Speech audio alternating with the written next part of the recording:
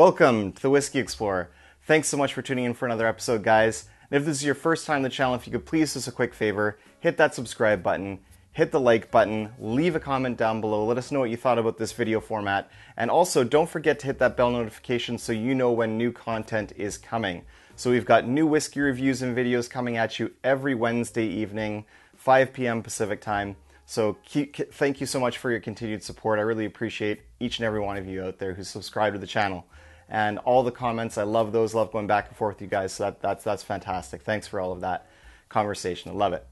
All right, so just before we start this video, I'm gonna do a quick draw for the Jim Beam sample, which is the 1980 decanter. So a couple reviews ago, I did the Jim Beam decanter from 1980, that cool globe decanter that I showed you guys. And I said I would give away a Jim Beam sample pack to the lucky winner. So I only got 8 comments on that, so I guess maybe not a whole lot of Jim Beam fans, or maybe it's just not that fancy, or maybe people are scared about drinking 42-year-old whiskey. I don't know what it is, but it kind of makes my life easy because I just go down the 8 comments and sign a number, and it's a small kind of group, but a good group. So we'll see who kind of is the lucky recipient of that right now.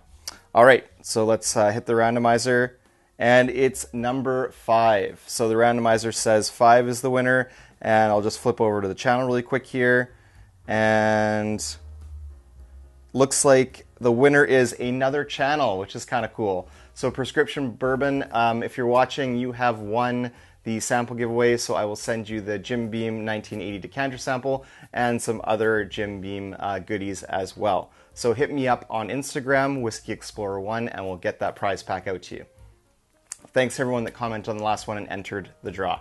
All right, and tonight we have a cool video for you.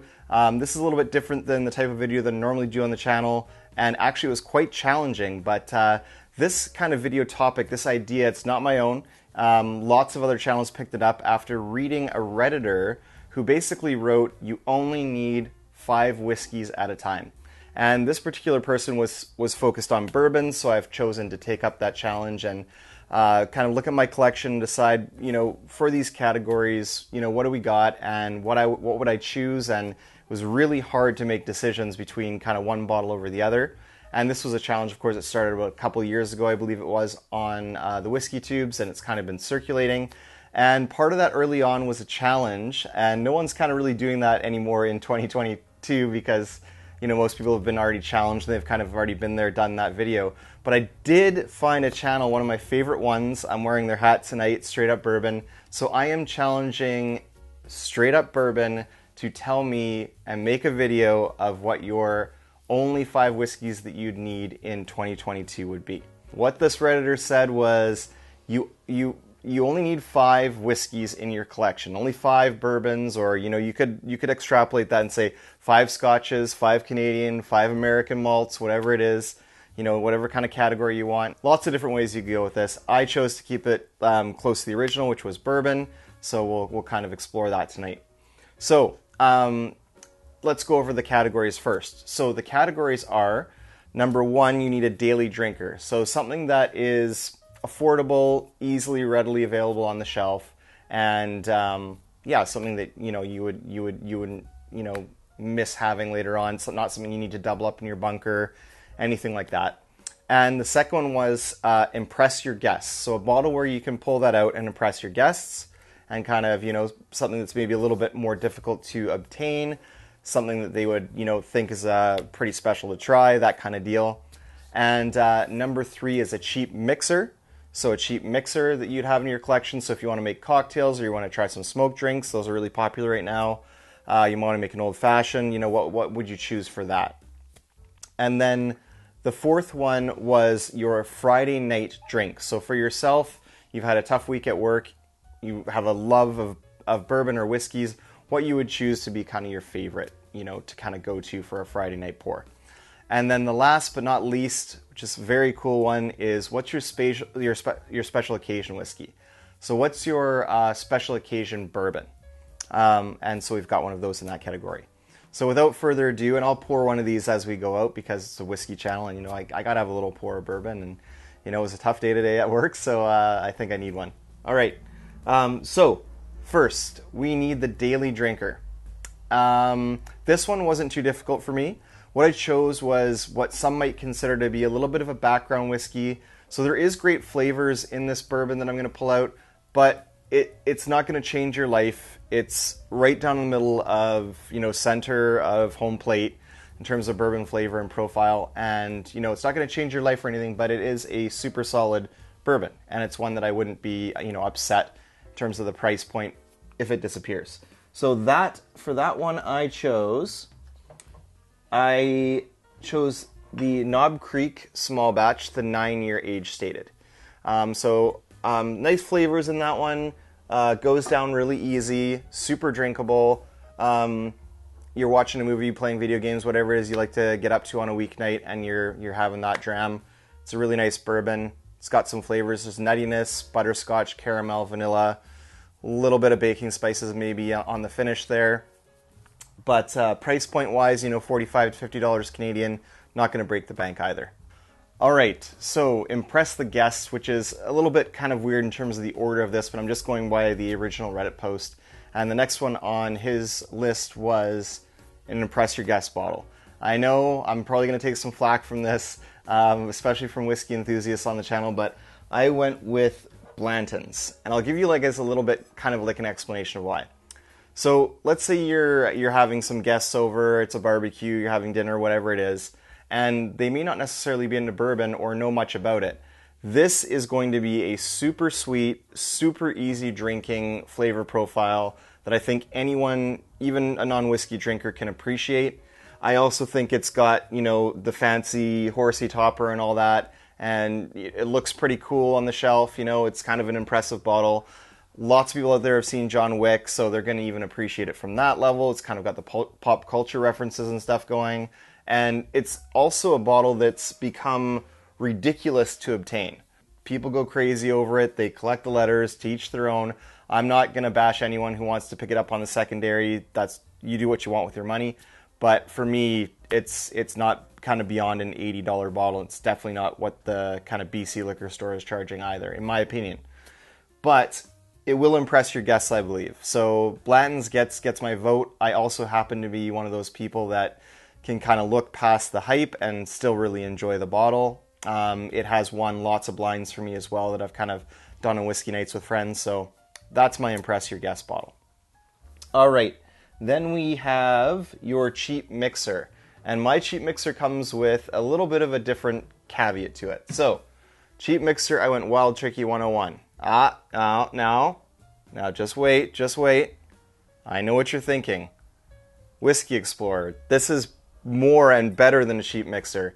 You're darn right it is. And I'll tell you something, this isn't really my cheap mixer. There's a reason it's here. I needed it in here, and I was going to put it over here with a daily drinker.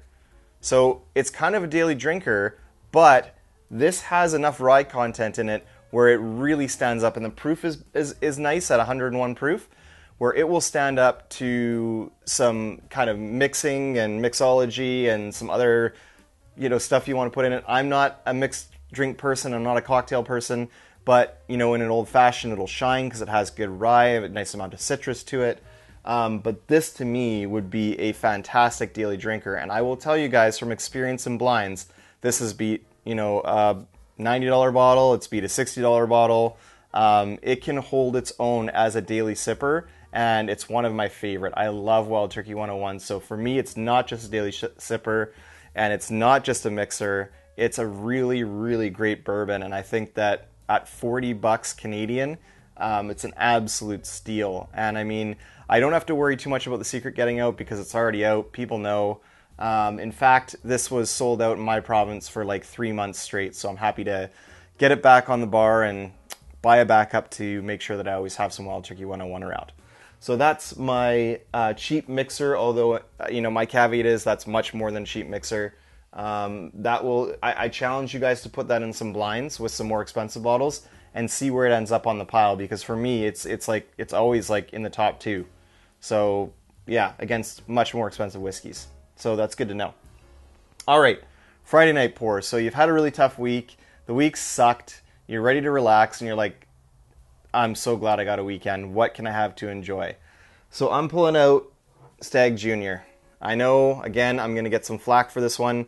Buffalo Trace, so it's really hard to get. The secondary on it in Canada has gone ridiculous. When I first started buying and collecting bourbon, I could pick this up for $100. I would have to, be there at 5 or 6 in the morning to line up to make sure that I got a bottle. Now it's just ridiculous. The secondary market, it's at least $450 Canadian here to even pick up a bottle now. So, it's getting harder and harder to get, but if I want to reward myself, a Stag Junior is my favorite bourbon so far, anything that I've tried. So I would make that my Friday night pour.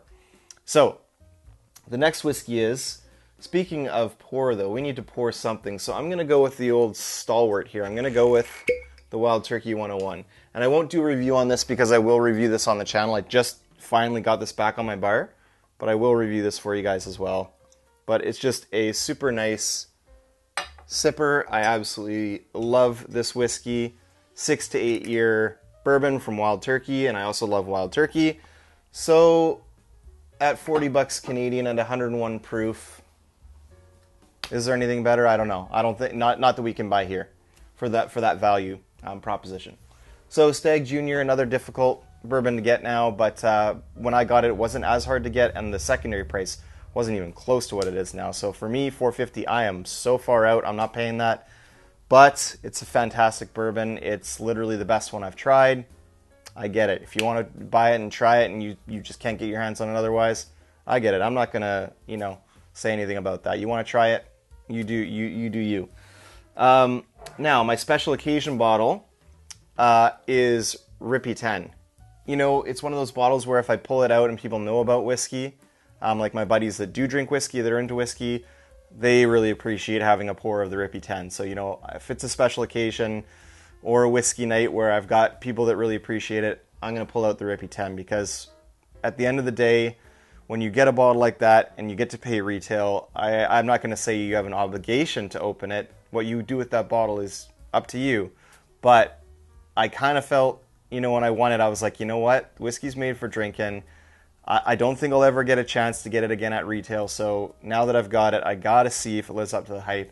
I want to try it and enjoy it. And you know what? It's a fantastic bottle. It's fantastic whiskey. It's just not worth $1,000. All right. So that's that. That's my lineup. I would love for you guys to let me know down below in the comments what is your favorite. So what would you put in that list? So thanks so much for tuning into this episode, guys. Until next time, may your sails be full and your drams be fuller.